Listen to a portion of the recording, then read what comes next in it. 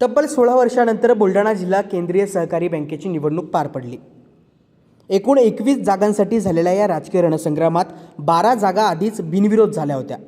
उर्वरित 9 जागांवर पार पडलेल्या प्रत्यक्ष मतदानात छत्री या चिन्हावर लढणाऱ्या सहकार पॅनलने तब्बल 7 जागांवर विजय मिळवला, तर ट्रॅक्टर चिन्ह घेऊन मैदानात उतरलेल्या शेतकरी परिवर्तन पॅनलला अवघ्या 2 जागांवर समाधान मानावे लागले।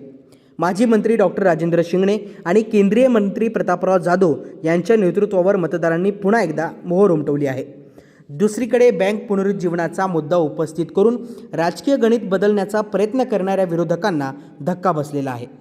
या निकालाने जिल्ह्यातील सहकार क्षेत्रातील राजकीय शक्तींचे स्पष्ट चित्र पुन्हा एकदा अधोरेखित केले आहे। सहकार पॅनलच्या विजयी उमेदवारांमध्ये सुनील राजाराम उदयकर, गोविंदराव मिरगे, श्रीकांत मारोडे, पुष्पाबाई, अस्मिता हेलगे, संजय रायमुलकर, गोविंद मापारी यांचा समावेश आहे। तर शेतकरी परिवर्तन पॅनलचे ज्ञानेश्वर पाटील, शिवचंद्र तायडे हे 2 उमेदवार विजयी झाले आहेत।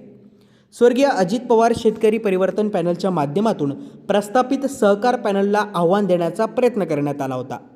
जिल्हा बँकेला स्वर्गीय अजितदादा पवार यांनी पुनरुज्जीवन दिल्याचा मुद्दा पुढे करत अजित पवार यांच्या राष्ट्रवादी काँग्रेसचे आमदार मनोज कायंदे यांनी या निवडणुकीत वेगळे राजकीय समीकरण उभे करण्याचा प्रयत्न केला।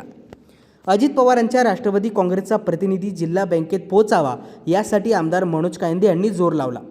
त्याच पॅनलमधील राष्ट्रवादी काँग्रेसचे उमेदवार मनोज दांडगे यांचा पराभव झाला। त्यामुळे या निकालाकडे राजकीयदृष्ट्याही वेगळ्या अर्थाने पाहिले जात आहे।